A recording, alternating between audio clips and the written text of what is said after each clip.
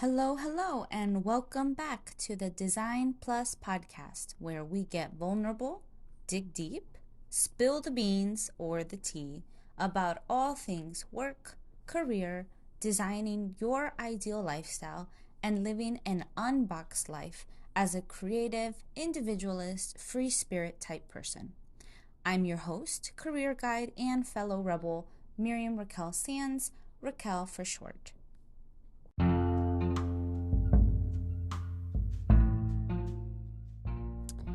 You know, I've never been a planner. And maybe I shouldn't say never, because living in this society, there's all this planning that has to happen. We have 12 months in a year, we have a certain amount of days. As a woman, a menstruating woman, I have ebbs and flows every month, every cycle, where sometimes I feel more energetic and more motivated to do certain tasks, other times I don't. We have certain hours within a day. Like, there's all of these structures and limitations that kind of make us need to plan. Depending on where we're from, what part of the globe, sometimes we have more access to planning tools and having that kind of structure always within in the back of our minds of what are we going to do when we're older? What are we going to do in 5 years? What is it that needs to happen in order to do XYZ, make the money, whatever the case may be? But maybe I should say that I've not been a natural planner. It's not something that has come easily or smoothly, naturally to me. It's been a struggle because within my family, I've always been ingrained. What are you going to do in 5 years? That specific question, 5 years, as if that were some sort of marker, milestone of growth, of who I was evolving to be, needing to be. And I do know that part of this is about stability and structure and control, because there's so many things in life that we can't control and maybe shouldn't. We can't control the rain. We can't know exactly when snow. We try to forecast. Meteorologists dedicate their whole jobs to this one specialty, but even they don't know. And all of the things that affect Mother Nature and the environment, there's so many variables. How is it that we can know exactly what is going to create some sort of ripple effect within the atmosphere? So that's one example of how we don't have control, but also like in our physical health. We can say, oh yeah, if I have a calorie deficit, if I'm in a calorie deficit and I eat less of certain foods, or I eat less in general, if I push myself and dedicate more to physical exercise and eating certain foods or eating at certain times of the day, all of this is going to affect my body.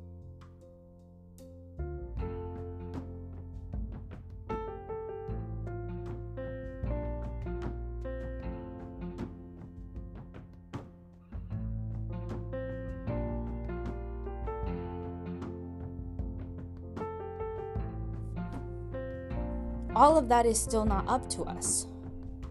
Whether we're going to have change in our upper body or lower body, whether as a result of specifically calorie deficit or specifically doing more strength training or cardiovascular exercise or more yoga, that the body will react in a specific way. That's really, how can we know that?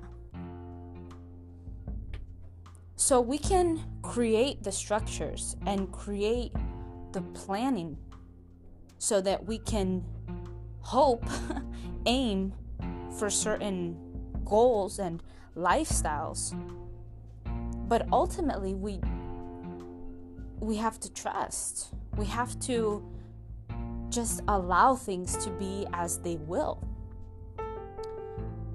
I got my degree in English, my bachelor's degree in English, not knowing exactly what my job was going to be, what my career, how it was going to turn out. And I took that degree thinking that it was going to prepare me for the jobs to come, to have a certain income, to have a certain lifestyle. And it took 10 years to get to a place where I felt really comfortable with my career, with my skills, with my professional outcome. It took time. Things take time. And there's no one right or wrong way to do it.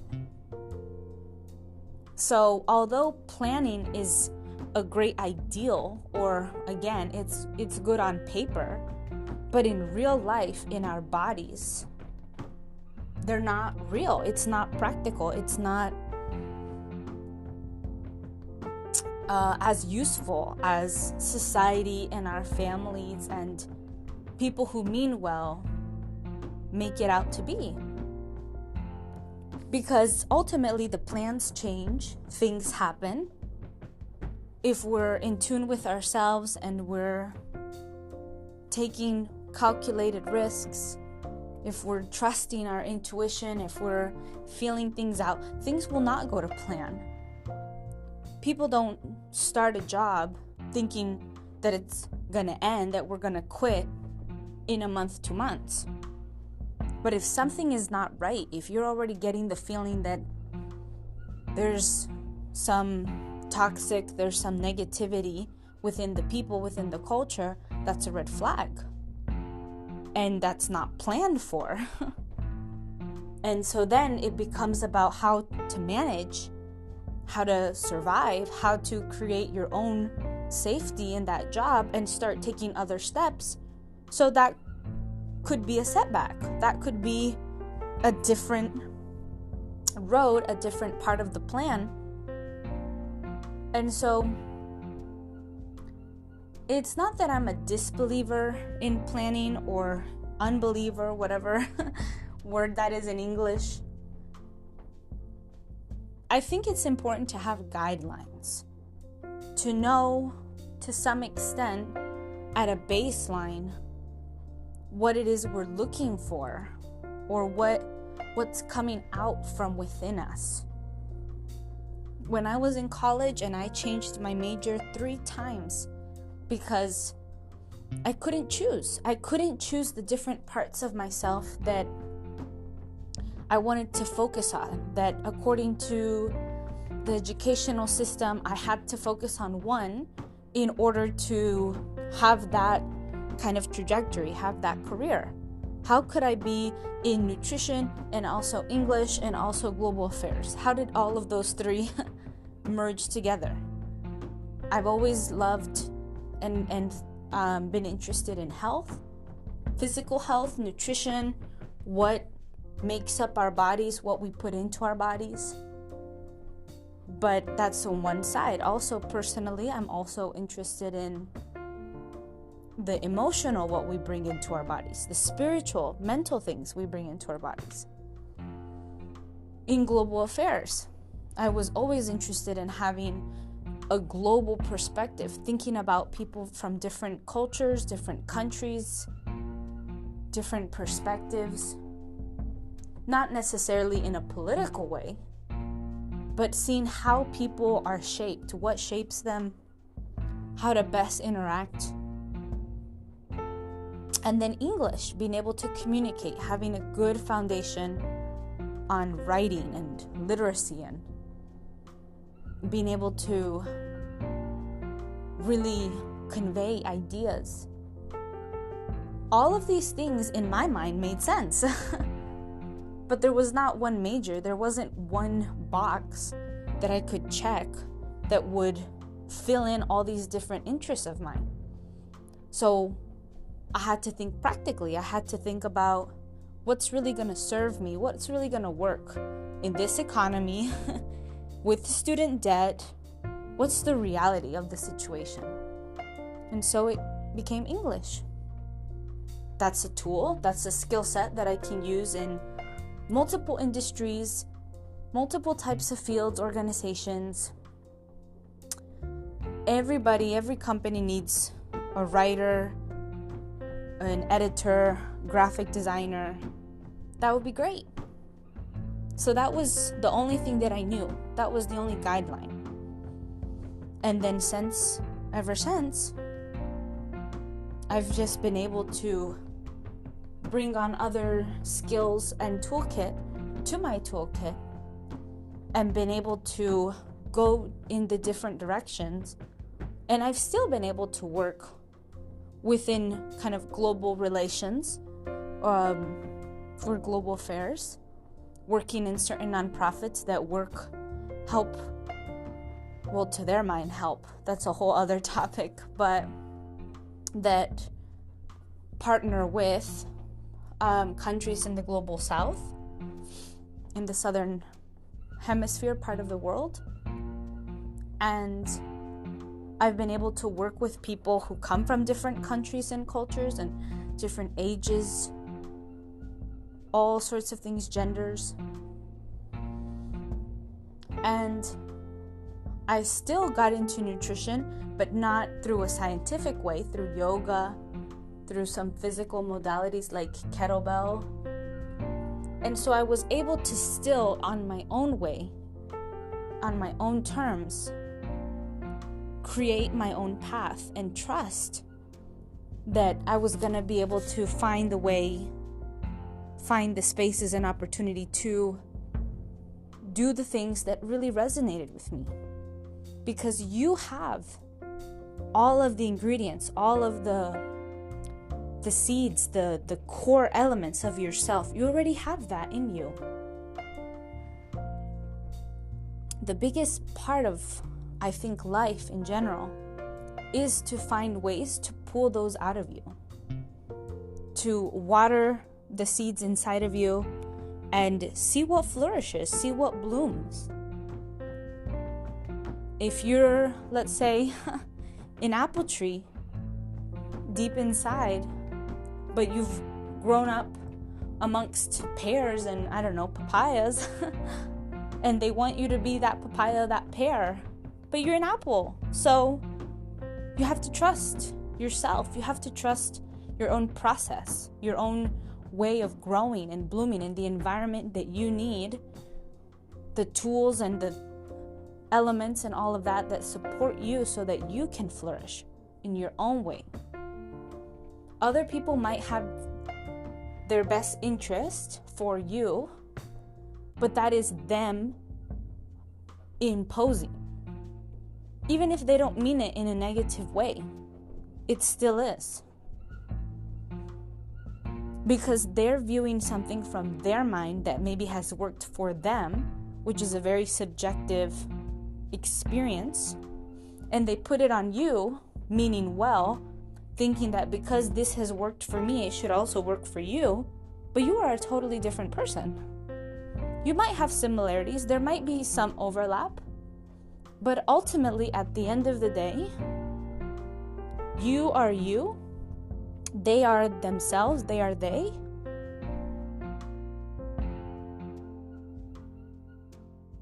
And you have to take what they say, what others say, with a grain of salt, or however much salt you'd like, whatever feels right. But the planning, the trying to fit yourself within a mold, within a structure that has been predetermined, that other people think is working, let that go. Let that go, because you are on your own time. You are doing things in your own way. And as lonely, as tiresome, as hard as it may feel sometimes, the blessing and the sometimes what it doesn't when it doesn't feel like a blessing, is that this is your own path. Walking your own path is hard. It's not easy. It's easier, perhaps, in some ways, to just listen to other people and do what we're told, because we don't have to think about it. We can just follow that template, that structure, if we can just fit into that mold. And I'm not saying that that's easy, because it's hurtful, it's harmful, it's difficult to be something that you're not. But I'm just saying that the harder work is to push that aside. And even if the economics of it all doesn't make sense, because there's debt involved, because you're depending on, or others are depending on you, because of accessibility and different opportunities, or limited opportunities. Like, all of these things, of course, make it 10 times harder to be able to walk your path. But that doesn't mean that you should still have to walk someone else's path, or plan in a way that others think makes sense, or that others want you to. So take your time. Take your time figuring out your path, walking it, being honest and sincere with yourself every step of the way. Is this your step? Is this a step that you're making because of someone else? Maybe sometimes you have to do that. But where are you stepping for yourself, and where are you stepping for someone else? Where are you walking this path more and more for you, or because of what someone else has told you, or because you feel that you have no choice and that's what you're used to? This is your path. Create the guidelines, create the space, listen to your own internal guidance. Allow things to unfold the way they're meant to. It's scary, I know, it's scary. And our society isn't built in this way to hold space for us in a gentle, or in a way that allows us to really express and unfold, and in our own time. Everything has to be in accordance to someone else's time, to the fiscal calendar, to the academic calendar, to the Gregorian calendar, to all these different ways of measuring time that have nothing to do with your own. What if you're not ready? What if you don't have the accessibility? What if other things happen in your life with family members, friends, work, school, all the other variables that influence our own timing? So be gentle with yourself. Keep stepping your steps, walking your path one step at a time. And if you ever need support, you know where to find me at MiriamRaquelSands.com. And you can email me at theraquelsands@gmail.com. Till then.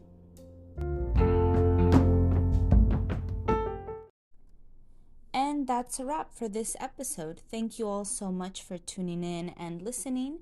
If you liked what you heard and would like to get more insight or support from me, check out my website at MiriamRaquelSands.com.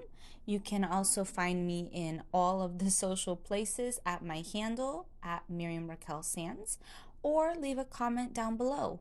Until next time, take a breath, take it easy, love yourself, hug yourself, and be well. Bye.